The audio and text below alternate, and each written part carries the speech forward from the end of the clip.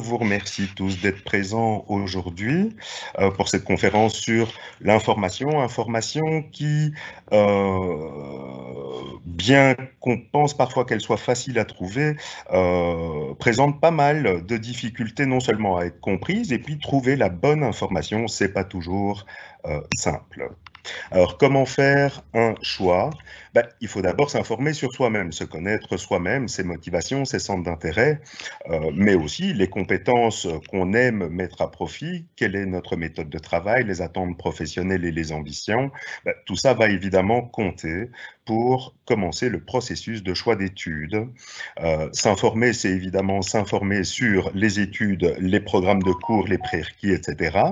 Et aussi sur les côtés pratiques de l'enseignement supérieur, les aides du service social, les bourses d'études, les aides au logement, tout ça évidemment peut compter lorsque vous allez envisager une inscription dans une institution. Rencontrer est évidemment aussi quelque chose de primordial, rencontrer des étudiants, des professeurs, des professionnels du métier que vous souhaitez exercer plus tard, tout ça évidemment est quelque chose d'important. Alors, quand faire ces rencontres? Si nous étions dans une situation normale, je vous dirais lors des salons étudiants, les journées portes ouvertes, etc. Cette année-ci, évidemment, c'est un peu plus compliqué. L'ULB vous propose aujourd'hui sa journée porte ouverte. D'autres institutions le feront également. Alors, bien entendu, nous espérons que vous vous inscrirez chez nous, mais n'hésitez pas, évidemment, à visiter toutes les sources d'informations que vous pourriez rencontrer. S'informer, c'est aussi, s'informer, c'est aussi comprendre le système d'enseignement dans lequel vous allez entrer. Vous le savez, après l'enseignement obligatoire, vous aurez le choix entre un système d'enseignement supérieur de type cours, les bacheliers professionnalisants, qui se font généralement en 3 ans, ou l'enseignement supérieur de type long, qui est proposé en haute école aussi, à l'école supérieure, dans les écoles supérieures des arts, dans les universités, et pour ceux qui se sont tirés une vocation, à l'école royale militaire. Je reviens juste en arrière, vous avez vu, il y a une double flèche entre les deux. Quel que soit votre choix de départ, vous ne serez pas cloisonné et bien entendu, vous aurez accès à des systèmes de passerelles, mais je vous invite alors à étudier en détail les conditions d'accès pour les masters. Il ne s'agit pas de se tromper, il faut que le bachelier professionnalisant que vous auriez choisi puisse vous donner accès au master. Comprendre le système d'enseignement supérieur, c'est aussi comprendre les différentes questions, les différentes notions de crédit, de programme annuel, d'unité d'enseignement, les différentes méthodes d'évaluation de l'enseignement supérieur et bien sûr les différents cycles d'études. Qu'est-ce qu'un bachelier? Qu'est-ce qu'un master? Comment fait-on pour se spécialiser après un master? Toutes ces questions, bien sûr, on pourra vous y répondre en détail dans les stands d'accueil, mais aussi aux stands d'information et d'aide au choix d'études. N'hésitez pas à revenir vers nous, mais n'hésitez pas non plus à poser vos questions si vous le souhaitez. Alors, une chose encore après ceci, comprendre le système d'enseignement supérieur, comme je l'ai déjà dit, c'est aussi envisager différentes possibilités. Alors, la haute école, l'université, qu'est-ce qui est le mieux, qu'est-ce qui est le plus difficile? Vous allez voir que chacun des systèmes a des avantages, mais que la manière d'enseigner et le but de ces enseignements est un peu différent. En tout cas, il y a déjà pas mal de points communs. La qualité des études, quel que soit le système envisagé, haute école, université, les études supérieures belges ont fort heureusement une assez bonne réputation internationale et elles forment des professionnels de qualité. Une reconnaissance équivalente des diplômes de même niveau sur le marché de l'emploi. Alors, qu'est-ce que ça veut dire ça? Si je prends un exemple très simple pour vous faire comprendre, ceux qui envisageraient des études d'ingénieur peuvent le faire dans les deux systèmes.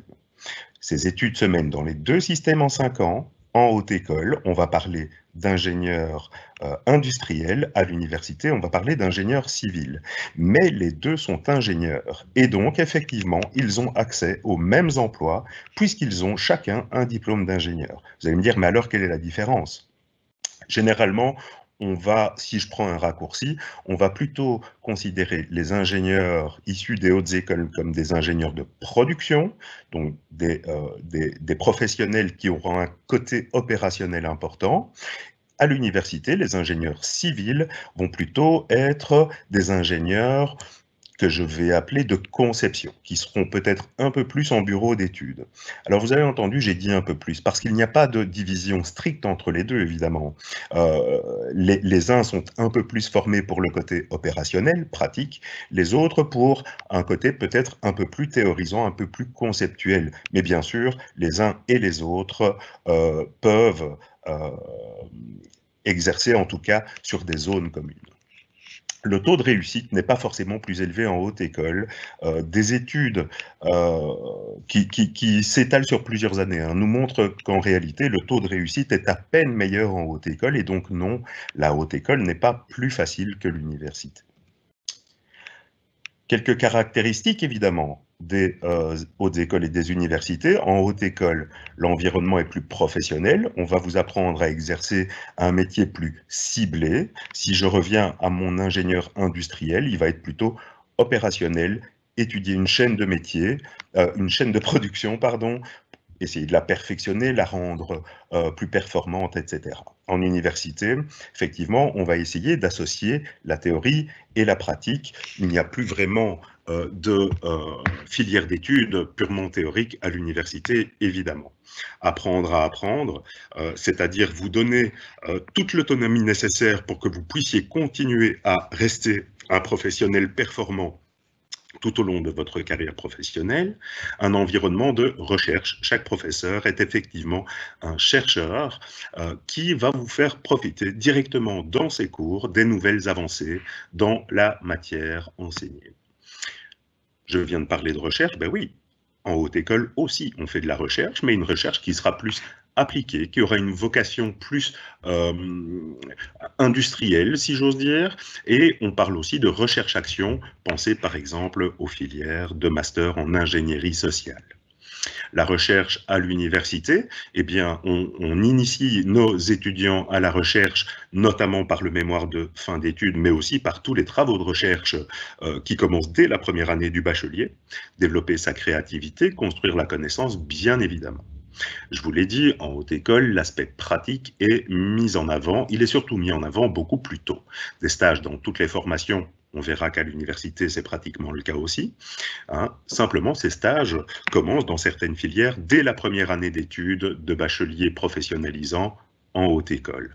Alors, ce sont souvent des stages d'observation, mais des stages quand même, donc qui renforcent ce côté pratique dès la première année. Les compétences professionnelles, évidemment, c'est ça qu'on cherche à développer. La recherche appliquée, j'en ai parlé juste avant. Les services à la collectivité font partie des missions de l'université, diffuser la connaissance, apporter son expertise et par là contribuer au progrès collectif. Je vous ai parlé tout à l'heure des services aux étudiants. Oui, vous vous inscrivez à l'université, vous êtes en principe parti pour 5 années d'études. Alors oui, faire attention au logement, attention aux échéances. Pour l'ULB, ce sera le 31 mai. N'hésitez pas à visiter notre site et dans le moteur de recherche à taper logement, vous arriverez tout de suite sur la bonne page. Les informations sur les études, bien évidemment, l'aide au choix d'études, l'orientation, le service social, etc. Tout ça est très important. Vous l'avez vu, j'ai mis en rouge les aides à la réussite. C'est souvent une crainte, on change de système d'enseignement et effectivement, comment faire pour maximiser ses chances de réussite? Bien, on va le voir dans un instant, tous ces services, ils sont à votre disposition, ils sont gratuits bien entendu, mais c'est à vous de saisir les opportunités. Personne ne va venir vous prendre la main afin de vous accompagner.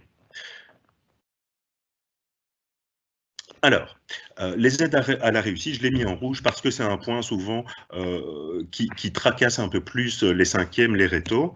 Hein. Les aides à la réussite à l'université, elles se déclinent sous plusieurs formes, des exercices en ligne, notamment par l'université virtuelle, des guidances, des remédiations, et donc des cours supplémentaires, si vous voulez, des personnes ressources, des coachs. Alors, chaque faculté a donné un nom parfois un peu plus particulier à ces personnes, mais en tout cas, elles sont à votre disposition. N'hésitez pas à vous renseigner auprès de vos secrétariats facultaires. Et puis des parrainages étudiants et des tas d'autres choses qui vont vous aider, qui vont vous encadrer pour vous mener à la réussite. Mais bien entendu, l'essentiel du travail, c'est vous qui le fournirez.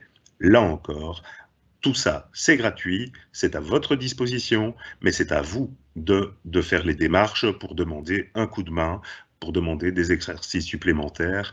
Et là, évidemment, toute la machine se met en route. Se préparer aux études supérieures, c'est aussi découvrir l'environnement dans lequel vous allez étudier. Comme je vous l'ai dit, si on était dans une année normale, je vous parlerai de tous ces items. N'hésitez pas quand même. Évidemment, il n'y aura plus de semaine de cours ouverts. Évidemment, c'est difficile pour le moment de visiter des salles d'études, des bibliothèques, etc., si ce n'est par le biais de journées portes ouvertes virtuelles. Mais allez-y, faites-en peut-être plusieurs. Pour l'ULB, nous vous donnons un nouveau rendez-vous le samedi 27 juin pour que vous puissiez venir confirmer votre choix si c'est nécessaire. Voilà, on aura sans doute de nouvelles choses à vous dire. N'hésitez pas aussi, et dès que le déconfinement leur permettra, de venir sur le campus, de visiter la ville. Étudier, je vous l'ai dit, pendant 5 ans, c'est aussi se sentir bien dans son environnement. Des cours préparatoires pendant l'été, c'est évidemment aussi une bonne manière de se préparer aux études supérieures. Ces cours préparatoires, ils auront lieu cet été. Vous pouvez visiter notre site ulb.be, vous tapez dans le moteur de recherche cours préparatoires et vous trouverez la bonne page. Les dates sont annoncées. Alors, je suis bien obligé d'introduire une petite nuance par rapport à ces dates. Évidemment, la situation pourrait évoluer en fonction des décisions du gouvernement. L'université a un sens civique bien entendu développé. Le but n'est évidemment pas de participer à la diffusion de cette maladie. Et donc, effectivement, ces cours préparatoires, eh bien, ils seront peut-être maintenus, ils seront peut-être décalés, ils seront peut-être proposés à distance. N'hésitez pas, en tout cas, à visiter régulièrement la page de ces cours préparatoires où tout vous sera annoncé. Les cours préparatoires, c'est aussi des remises à niveau pour les examens d'entrée, notamment en médecine sciences dentaires, mais aussi pour l'école polytechnique. Visitez nos sites, allez dans nos stands aujourd'hui, notamment le stand de la faculté de médecine, le stand de l'école polytechnique de Bruxelles. Ils pourront vous donner plus de détails sur ces cours préparatoires. Bien sûr, aussi des cours en pratique des discours universitaires. En fait, on essaye de vous donner les premiers trucs pour devenir un bon étudiant universitaire, comment faire un bon résumé, une synthèse, tout ça, une prise de notes efficace, tout ça, ça se travaille. On peut vous aider à travailler ces aspects tout à fait pratiques. Et enfin, bien entendu, des cours de langue, hein, langue ancienne, langue moderne. Vous avez la possibilité de suivre plusieurs cours de langue. N'hésitez pas. Alors, qu'est-ce qu'une information pertinente? Alors, je ne prétends pas être exhaustif, évidemment. Hein. Tout ça se module en fonction de ses propres besoins. Mais en tout cas, une information pertinente, c'est une information qui est neutre, non marchande. Si vous voyez plusieurs folders, vous verrez que sur tous les campus du monde, il y a du soleil, les jeunes ont l'air heureux, il n'y a jamais une période d'examen, etc. Il pleut jamais. Or, vous le savez, c'est pas toujours le cas. Et donc, les images que vous pourriez voir sur les sites, sur les folders, etc., sont évidemment des images qui sont travaillées pour un côté marketing. Soyez-en conscients, détachez-vous de ce côté et vous viserez alors l'information plus factuelle. C'est celle-là qu'il faut évidemment essayer de trouver. Une info qui sera précise, claire, mise à jour. Attention, quand on fait des recherches Google, on tombe parfois sur des très vieilles pages. Essayez de bien vérifier cette date de mise à jour. Une info qui sera commentée, si c'est nécessaire, adaptée à ce que vous êtes capable de comprendre. ceci n'est pas du tout méprisant. Si je parle, par exemple, dans les filières de langue, d'études diachroniques de la langue anglaise, ben évidemment, si on n'a pas encore appris ce mot, on ne sait pas du tout ce que c'est. Et donc, allez gratter plus loin quand vous cherchez de l'information, essayez d'aller voir ce que ça veut dire, ce terme. Ben, tout ça, c'est évidemment important. On n'achète pas un chat dans un sac, on ne choisit pas des études sur le simple intitulé des cours. Et évidemment, l'information doit tenir compte de la transition entre le secondaire et le supérieur. Vous allez devoir gagner en autonomie personnelle pour ceux qui vivront en côte. Vous allez devoir gagner en autonomie académique, plus de journal de classe. C'est vous qui allez établir votre propre programme d'études. Ben, tout ça, ça demande parfois un peu d'effort, un peu de pratique simplement. Et donc, effectivement, tout ça, ben, ça devra se travailler. Alors, je vois que vous avez quelques questions. Faire de la recherche comme métier, ça veut dire quoi? Quel genre de boulot? Très bonne question. La recherche, c'est pas seulement les blouses blanches et les laboratoires, c'est aussi effectivement faire de la recherche en sciences sociales, en philosophie, en sociologie, en droit. Et donc effectivement, les métiers de la recherche vous mènent effectivement à pratiquer différents métiers qui sont parfois très très éloignés les uns des autres, mais qui gardent le même sujet, le même but, faire progresser l'état des connaissances dans la science étudiée. Est-ce qu'il y a des livres, des articles que vous recommandez pour choisir dans quel domaine on veut aller? Alors oui, il y a des tas de livres. Si vous tapez simplement dans Google orientation scolaire, vous allez trouver des centaines et des centaines, des milliers de références. C'est très compliqué. Si vous le souhaitez, notre stand information et aide au choix d'études propose, 3 collègues proposent des conseils d'orientation. Alors, elles ont vraiment des références très précises, peuvent vous proposer des outils, des entretiens qui sont tout à fait gratuits. N'hésitez pas à profiter de cela. Comment fait-on pour prendre des cours préparatoires? Comme je l'ai dit dans mon discours, n'hésitez pas à aller sur notre page, puisque là, vous aurez les détails sur les périodes d'inscription, combien ça coûte. Alors, rassurez-vous, si vous prenez le maximum de cours préparatoires, ce qui vous mène à 8 heures de cours par jour, on vous demandera et ça dure 4 semaines, 3 à 4 semaines, on vous demandera une contribution de 120 € au maximum. Donc ça reste très démocratique, mais évidemment, je n'ai pas toutes les procédures d'inscription et tous les prix en tête. N'hésitez pas à aller voir ceci. Je reprends quelques instants, évidemment, mon PowerPoint, merci. Voilà.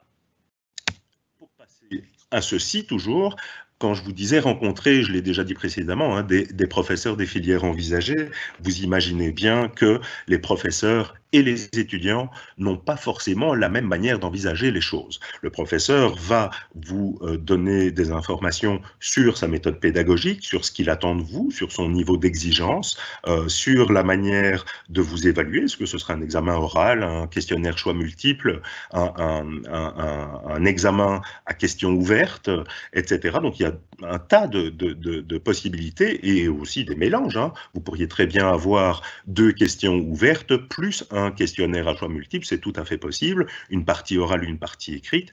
Bah, évidemment, ça s'aborde différemment quand on est professeur ou quand on est étudiant. Et donc, effectivement, poser des questions sur un même cours aux 2 versants, si j'ose dire, professeur et étudiant, ça vous apportera certainement des informations utiles. Rencontrer des professionnels du secteur de l'emploi envisagé. Ben oui, si vous voulez devenir avocat et que en tête vous avez vraiment la robe noire, les petits froufrous et le tribunal, vous vous rendrez vite compte qu'un avocat fait pas ça toute la journée. Ça ne constitue même qu'une partie relativement discrète de son emploi du temps. Son emploi du temps, il est largement consacré à étudier des dossiers, préparer ses conclusions, etc.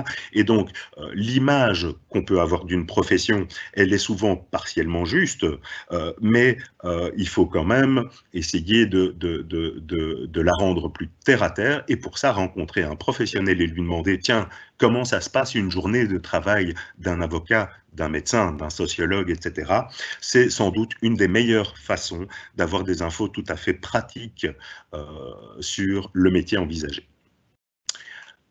Sans oublier de prendre en compte ce que je vous disais tout à l'heure, tous les aspects pratiques de l'enseignement supérieur, les aides à la réussite, les logements. Ben oui, le logement, ça a l'air évident. Si vous êtes bruxellois, peut-être aurez-vous envie d'un code pour quitter le domicile familial et justement gagner en autonomie. Si vous venez de Wallonie ou de l'étranger, évidemment, il vous faudra un logement, une chambre d'étudiant. En belge, on aime appeler ça un cote. Et effectivement, ce logement, il sera tout à fait obligatoire. Et donc, prendre les informations suffisamment tôt sur les logements, ça paraît tout à fait essentiel. En termes d'accès au service social étudiant, ben oui, la Belgique offre la possibilité de financer certains étudiants issus de familles qui ont des revenus plus modestes.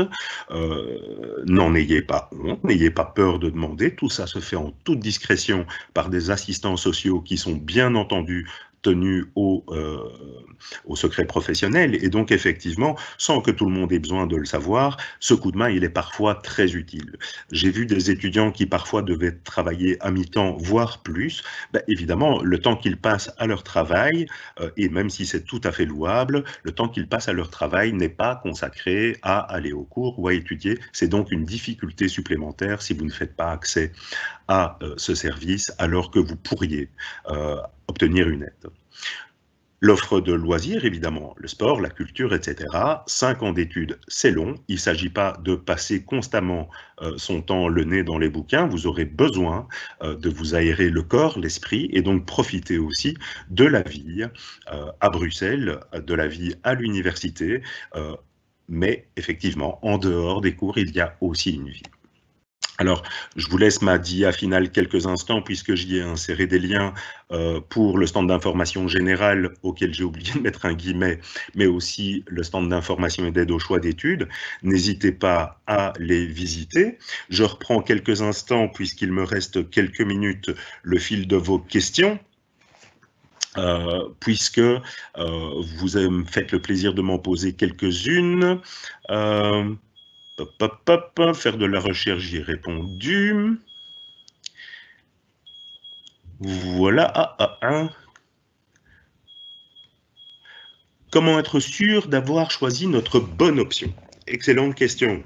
On aime tous plusieurs choses. On aime tous plusieurs filières d'études. On peut très bien être intéressé par la chimie et la sociologie. Alors effectivement, faire un bon choix, c'est très compliqué puisque en général, il n'y en a pas qu'un.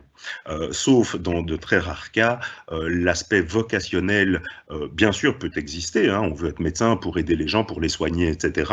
Ben oui, c'est très bien, mais quand on veut être médecin, on aime probablement aussi la chimie et on pourrait aussi aider les gens et participer à leurs soins en devenant chimiste dans une entreprise de production ou de recherche-développement en médicaments, par exemple. Et donc, effectivement, faire un bon choix, c'est très compliqué puisqu'on est tous faits pour plusieurs choses potentiellement et donc c'est souvent une adéquation entre est-ce que grosso modo ces études me permettent d'envisager le métier que j'imagine hein, et ça doit être en adéquation avec est-ce que la grande majorité des cours que je vais suivre, et donc ne regardez pas le programme des cours que de première année, mais au moins du bachelier des 3 premières années,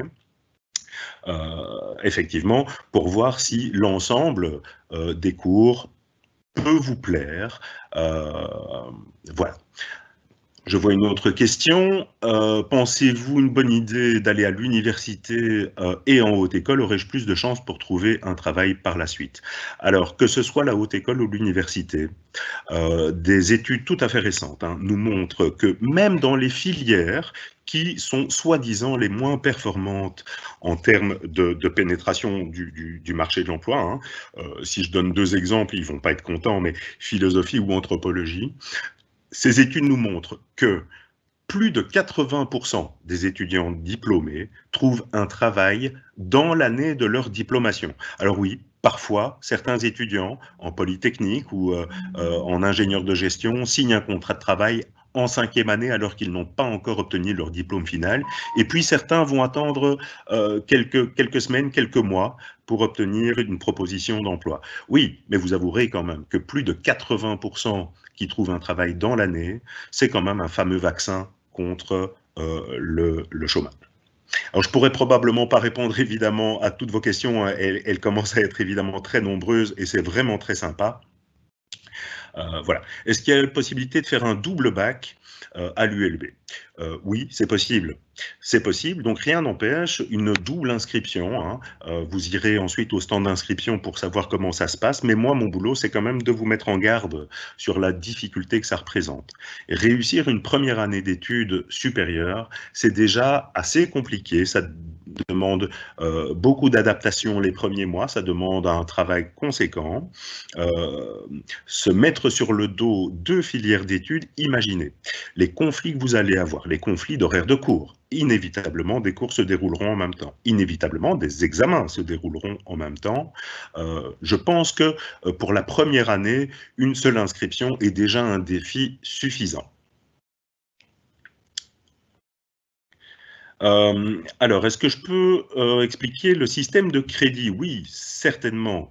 Les crédits, c'est ce qui représente la charge de travail que vous allez devoir fournir pour réussir un cours. Pour l'instant, en secondaire, vous calculez en heures-semaine. Je suis en maths 6 heures, français 5 heures, etc. À l'université, en haute école, on va compter en crédit. Alors, c'est quoi un crédit?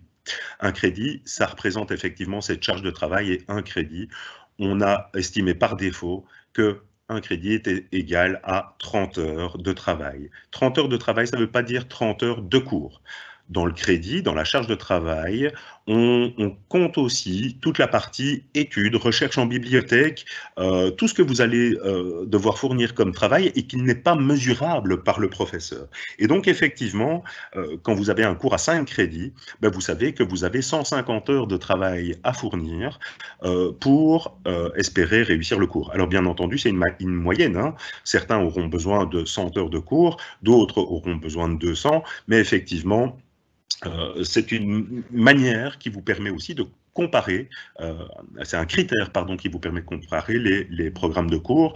Si vraiment vous êtes allergique aux mathématiques et que vous voyez 2 filières qui vous intéressent, une filière où le cours de maths fait 15 crédits et l'autre où il fait 5 crédits, alors dans les deux cas, vous aurez des maths, mais évidemment, vous savez que dans une filière d'études, ce cours sera en termes de volume 3 fois moins important. De volume, parce qu'il faudra quand même le réussir. Alors, y aura-t-il une rediffusion sur le YouTube de l'ULB? Pas forcément. Je crois que ce sera possible, mais je vous avoue que là, j'en suis pas certain. Par contre, cette conférence sera enregistrée, toutes les conférences seront enregistrées, et pour ma part, évidemment, je donnerai l'autorisation pour qu'elle reste consultable toute la semaine, puisque cette plateforme JPO virtuelle reste accessible toute la semaine. N'hésitez pas donc à venir revoir tout ça. Je prends encore l'une ou l'autre. Les aides sociales sont-elles limitées à un nombre d'étudiants? Alors non, pas un nombre d'étudiants. Par contre, il y a évidemment des critères à respecter, mais je vous avoue que ce n'est pas ma spécialité, donc je ne vais pas m'aventurer plus loin, si ce n'est de vous recommander d'aller visiter le stand du service social étudiant. C'est probablement très important. Hop, je reprends une autre question avec des petits commentaires rigolos aussi, et je vous en remercie.